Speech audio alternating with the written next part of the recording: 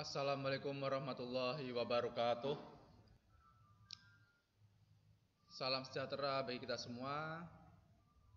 Kembali lagi dengan Pak Riki dalam video pembelajaran matematika. Kali ini Pak Riki akan melanjutkan pembelajaran tentang nilai mutlak. Dalam video yang lalu sudah Pak Riki jelaskan tentang definisi dan juga grafik nilai mutlak. Pada pembelajaran kali ini adalah submateri nilai mutlak tentang persamaan nilai mutlak linier satu variabel. Oke ya. Disiapkan peralatan pembelajarannya, kemudian pahami dan ikuti dengan baik. Next.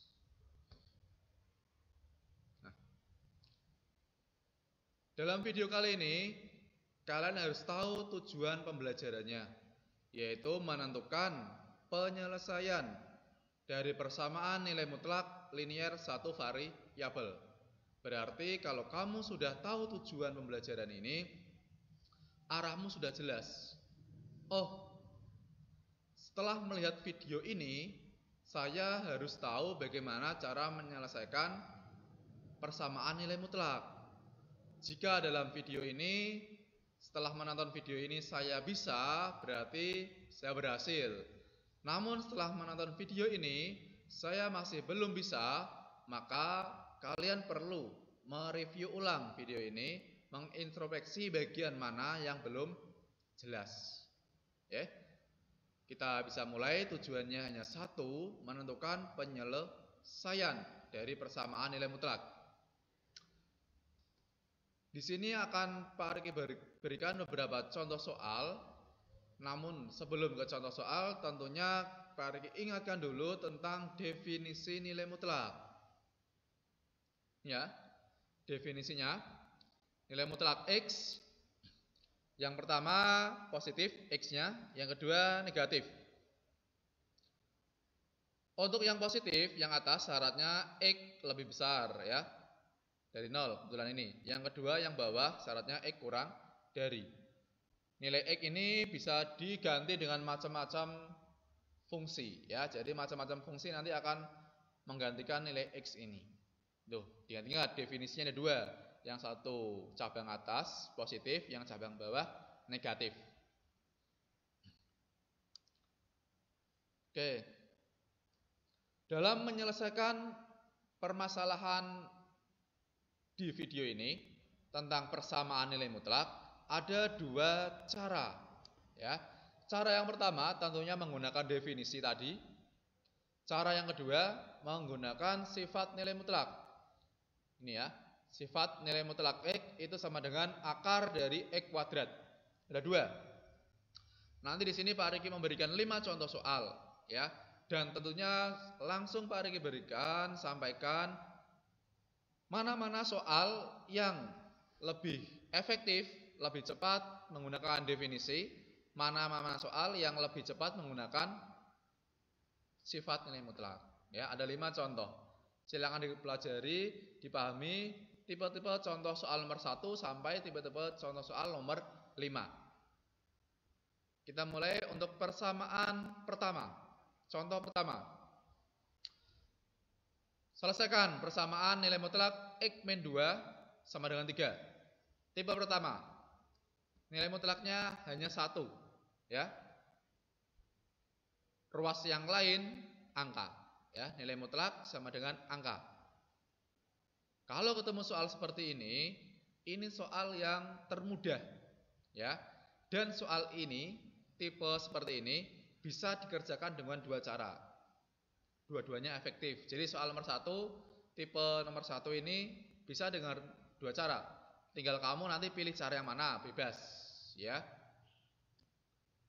Coba kita selesaikan yang pertama dengan definisi. Tentunya kita buat definisi dulu dari X-2 ya. Nilai mutlak X-2. Yang atas positif, X-2-nya nggak ada perubahan, yang bawah ditambahi min. Kemudian dikurung. Harus dikurung di sini ya. Kalau tidak dikurung akan salah karena nanti sangat berefek kurung ini, yang bawah. Yang ada min-nya itu harus dikurung, ya. Syaratnya yang atas lebih dari 2. 2 didapat dari X min 2 sama dengan 0 dari soal. X-nya sama dengan 2. Pindah ruas ya. Maka nanti syarat yang pertama lebih dari 2. Syarat yang kedua kurang dari 2. Kalau sudah ketemu definisinya, kamu masukkan lagi ke soal. Nilai mutlaknya hilang, dia diganti dengan definisinya. Maka yang hitungan pertama seperti ini ya. Nilai mutlaknya hilang, X min 2 ini didapat dari definisi yang atas, nggak ada perubahan. Setelah dihitung ketemu X sama dengan 5. Nah, dalam kurung M itu singkatan dari memenuhi. Dia merupakan jawaban. Nah, bisa dikatakan jawaban kalau dia memenuhi syarat. Untuk yang pertama, cabang yang atas, syarat itu ada di belakang ini. X lebih dari sama dengan 2. Syaratnya harus X lebih dari sama dengan 2. Ternyata setelah dihitung, tadi X-nya ketemu 5. 5 lebih dari 2 ya. Memenuhi ya. Jadi boleh menjadi jawaban 5. Kemudian yang kedua. Jawaban yang kedua kita pakai yang definisi yang bawah ini. Nah, min dalam kurung X min 2. Nih, jadi nilai mutlaknya diganti definisi yang bawah. Sama dengan 3. Untuk menghitung seperti ini, min yang paling depan kamu pindah ke kanan. Maka jadinya X min 2 kurungnya hilangi karena min-nya sudah hilang. Yang kanan dia menjadi negatif 3. Itu ya, ingat-ingat cara pekerjaan soal seperti ini. X-nya ketemu negatif 1. Memenuhi juga karena di sini syarat cabang yang bawah X-nya kurang dari 2. Ketemunya min 1. Min 1 kurang dari 2. Memenuhi juga. Oke, jawabannya adalah X sama dengan negatif 1 atau X sama dengan 5. Itu yang pertama ya, cara definisi. Bagaimana dengan cara sifat? Kita kerjakan soal yang sama dengan cara yang berbeda. Nah, untuk mengerjakan sifat ya, nilai mutlaknya nanti dihilangi, kamu ganti dengan X kuadrat. Ya. Kalau yang sebelah kiri dikuadratkan, maka yang sebelah kanan juga dikuadratkan. Kalau yang X min 2 kena kuadrat, sama dengan 3-nya juga dikuadratkan. Gitu ya. Akarnya kemana Pak? Kalau yang kiri punya akar, yang kanan punya akar, akarnya dihilangi. Ya. Kuadratnya nggak dihilangi, karena kuadratnya untuk menghitung. Jadi yang dihilangi cuma akarnya aja. Kalau udah kuadrat semua dua-duanya, yang kanan kamu pindah ke kiri. Nah, jadinya min. Karena di sini positif ya, 3-nya pindah jadi min. Kemudian setelah ketemu seperti ini, kamu jabarkan. Cara menjabarkannya, ingat materi dulu SMP. Kalau ada teorema A kuadrat min B kuadrat, penjabarannya adalah A plus B dikali A min B. Tuh. Di konteks ini, yang menjadi A adalah X min 2, yang menjadi B adalah 3. Maka nanti jawabannya akan menjadi X min 2 plus 3 dikali X min 2 kurangi 3. Itu ya. Ini poin paling penting dari sifat. Ya. Kalau sudah sampai sini sudah hampir aman. Tinggal kamu hitung biasa, ya. Nah, yang depan jadinya plus 1, yang belakang negatif 2, negatif 3, jadinya negatif 5. Kemudian kamu pisah ya. Sendiri-sendiri, yang depan sendiri, belakang sendiri untuk mendapatkan nilai X. Nih, nilai X-nya. Yang X plus 1 sama dengan 0, maka X sama dengan min 1. Pindah ruas. Ini X min 5 sama dengan 0, maka X-nya sama dengan 5. Ini ya, jadi poin penting sifat kuadrat teorema ini, oke, jabarkan. Jawabannya sama, ya. Jadi untuk tipe soal seperti nomor 1, kamu boleh pakai cara definisi, boleh pakai cara sifat. Oke ya. Namun untuk contoh soal nomor 2 dan 3 nanti itu beda. Ya, langsung aja ke contoh nomor 2. Untuk nomor 2, perhatikan tipenya. Kalian tadi nilai mutlak sama dengan angka. Sekarang yang nomor 2, nilai mutlak sama dengan nilai mutlak. Tipenya aja kamu ingat-ingat ya. Bagaimana kalau ketemu tipe seperti ini? Kalau ketemu tipe seperti ini, lebih efektif memakai cara sifat. Nah,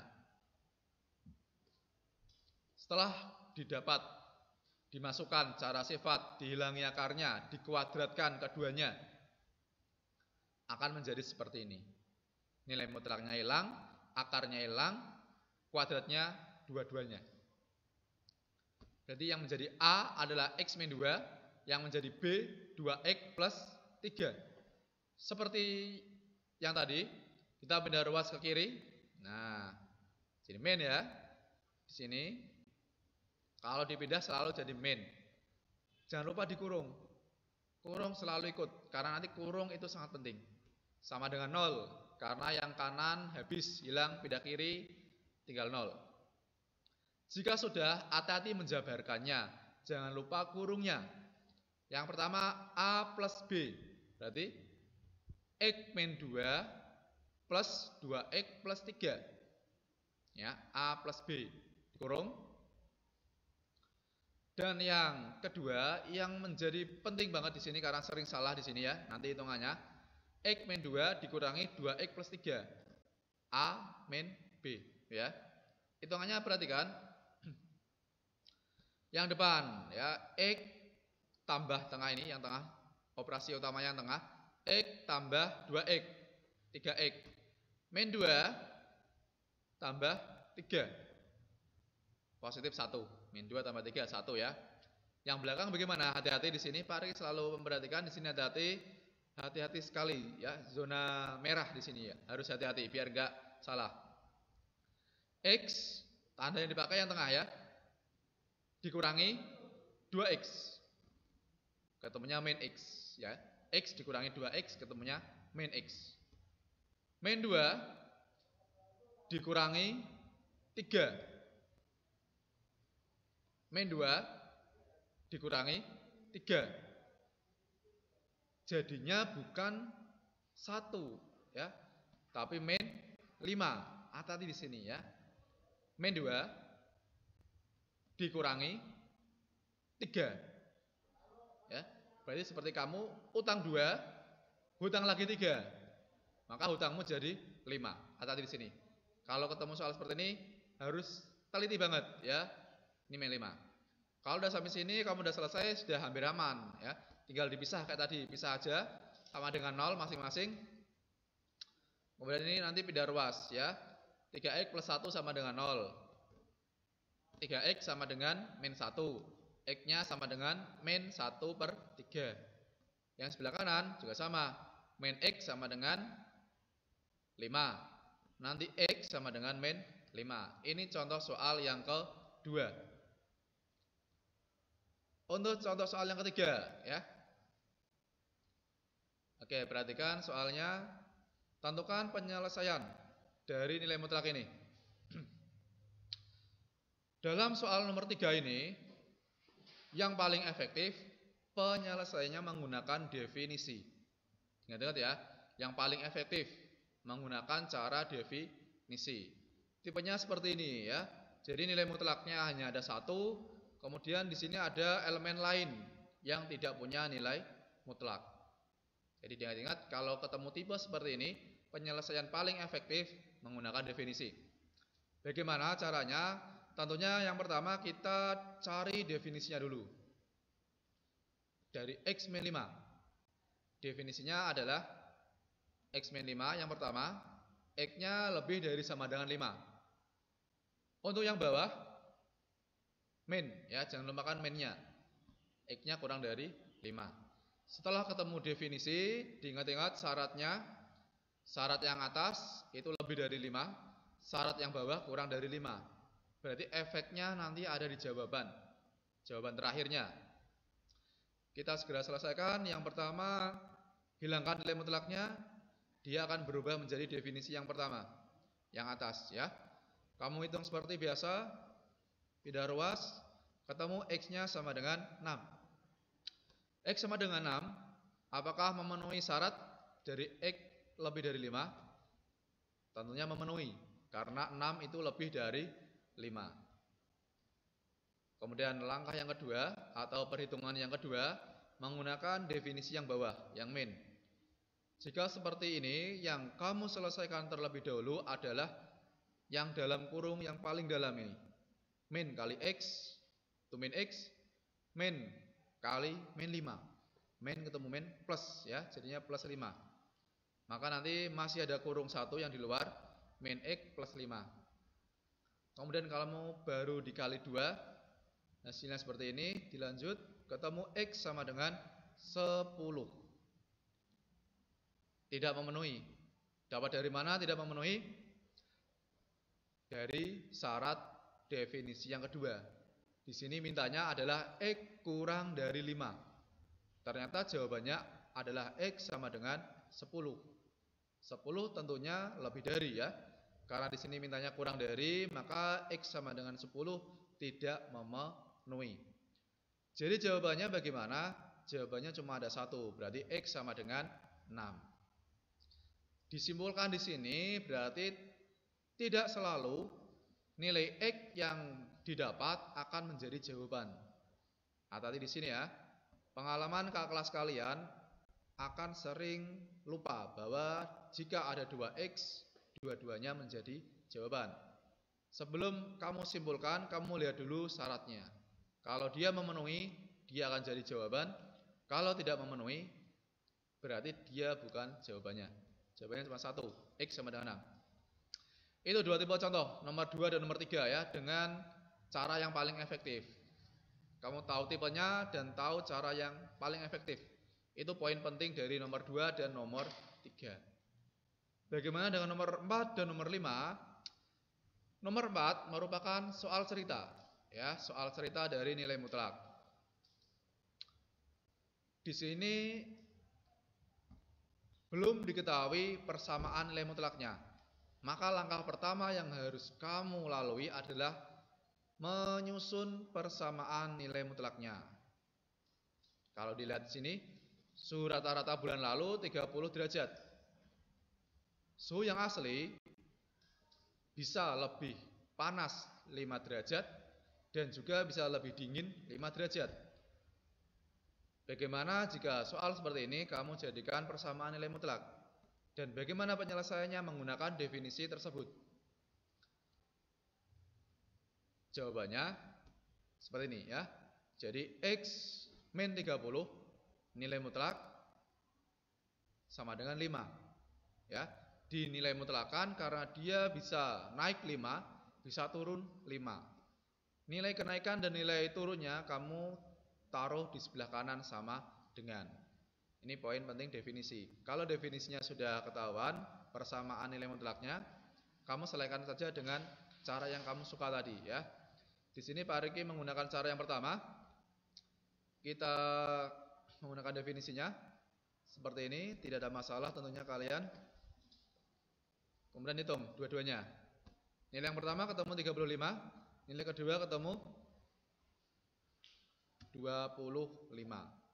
Jangan lupa minnya selalu ikut, kurungnya juga selalu ikut. Kalau ini ada yang lupa akan menjadi awal mula kamu salah ya. Maka suhu terpanasnya didapat 35 derajat dan suhu terdinginnya 25 derajat. Ini ada salah ketik, seharusnya di sini adalah Celcius ya, bukan Fahrenheit. Ini contoh soal nomor 4. Di sini tidak ada cara yang baru, hanya penerapan ya, penerapan dari soal cerita. Nah, untuk soal selanjutnya ya, tak perlu berlama-lama, kita sampai di contoh soal terakhir. Nah, bisa dikatakan ini contoh soal yang paling mungkin levelnya Pak Riki keluarkan dengan cukup susah ya. Perhatikan contoh nomor 5. Contoh yang paling panjang yang mungkin Pak Ri keluarkan. Di sini ada 2 nilai mutlak yang kena operasi penjumlahan ya. Jadi tipe nomor 5 diingat-ingat. Ada 2 nilai mutlak dijumlahkan sama dengan suatu angka. Ini ya. Jadi di sini soal terakhir ya. Tentunya kalian semakin siapkan pemahamannya. Bagaimana kalau ketemu soal seperti ini? Sama dengan soal-soal sebelumnya ya. Cuma bedanya nanti adalah ada 2 kelompok. Kelompok nilai mutlak pertama dan kelompok nilai mutlak yang kedua. Maka dari itu kita cari dulu langkah pertama, tentukan definisi nilai mutlaknya. Sudah ya definisinya. Kemudian kamu yang penting lihat syaratnya ya. Untuk nilai mutlak yang pertama, syaratnya adalah di X nilai 3. Yang kedua di X nilai min 7. Syarat ini sangat penting karena dia akan menjadi langkah yang kedua. Setelah ketemu definisi, langkah keduanya bagaimana? Kamu buat garis bilangan. Tadi angkanya 3 sama min 7. Yang kecil kamu taruh kiri, yang besar kamu taruh kanan. 3 sama min 7 lebih kecil min 7. Maka min 7 di kiri, 3 di kanan. Setelah buat garis bilangan seperti ini, akan kamu lihat ada 3 kotak atau 3 daerah. Ini biasa Pak Riki sebut dengan daerah kiri. Ini Pak Riki sebut daerah tengah. Dan ini Pak Riki sebut daerah kanan. Biar lebih enak ya. Setelah ketemu daerahnya, kamu masukkan fungsinya. Fungsinya yang dimasukkan adalah dari definisi nilai mutlak yang di atas. Sini ya. Kita masukkan yang dari kanan dulu. Nah, yang masuk adalah X min 3 dan X plus 7. Dari mana itu? Kita lihat ya. Untuk definisi yang pertama, X min 3. Dia lebih dari sama dengan 3. Tanda lebih dari artinya letaknya di sebelah kanan. Maka dia bisa dibaca X min 3 letaknya di sebelah kanan angka 3. Nih ya. Oke. Kemudian yang kedua, X plus 7 letaknya di sebelah kanan min 7. Karena di sini min 7 ya. Ini sebelah kanan. Ini juga sebelah kanan. Berarti kita taruh di sini. Nah. Kemudian yang kedua, kalimat ini, definisi min dalam kurung X min 3 terletak di X sebelah kiri ya, dari 3. Karena 3 di sini batasnya, maka kamu taruh sebelah kiri. Min X plus 3 ini hasil penjabaran dari min X min dalam kurung X min 3. Sudah Pak Riki jabarkan seperti ini. Sebelah kirinya ya. Tadi di sini sebelah kanan. X plus 7 letaknya lebih dari sebelah kanan dari min 7. Dari sini ya. Jadi min 7 sebelah kanannya kena X ini semua fungsinya. Kemudian yang terakhir sebelah kiri. Nah, kurang dari. Yang min X min 3 letaknya di sebelah kiri atau kurang dari 3. Ini. Di sini sebelah kiri semua kena semua. Dan yang terakhir min X plus 7 kalau dijabarkan menjadi min X min 7 letaknya di sebelah kiri karena ini tandanya kurang dari min 7. Ini bagian tersulit ya, meletakkan fungsinya. Jadi kalau dia lebih dari syaratnya letakkan di sebelah kanan. Kalau kurang dari letakkan sebelah kiri. Di sini letaknya sebelah kanan semua. X plus 7 sebelah kanan dari min 7. Selama dia di sebelah kanannya min 7 kena semua. Maka di sini ada 2. Ya. Selama dia kurang dari letaknya sebelah kiri. Semuanya juga kena, ini sebelah kiri. Maka di sini ada 2 kali memasukkan yang sebelah kiri. Itu ya. Kalau udah ketemu daerah masing-masing dengan fungsi masing-masing, kita next, maka tinggal kamu hitung. Kiri, tengah, kanan, kamu hitung sendiri-sendiri. Pertama kita hitung sebelah kiri. Yang kamu hitung adalah fungsi yang ada di kiri ini, yang Pak Riki tulis tadi, hasil perhitungannya. Min X plus 3 ditambah, karena soalnya adalah penjumlahan, min X min 7 sama dengan 12. Sama dengan 12 dapat dari soal tadi, ya. Baru terpakai di sini sama dengan 12, ya.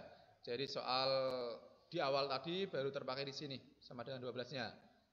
Kemudian kita hitung min X, min 2X, 3 ditambah min 7, min 4. Dihitung seperti biasa, maka nanti X-nya ketemu min 8.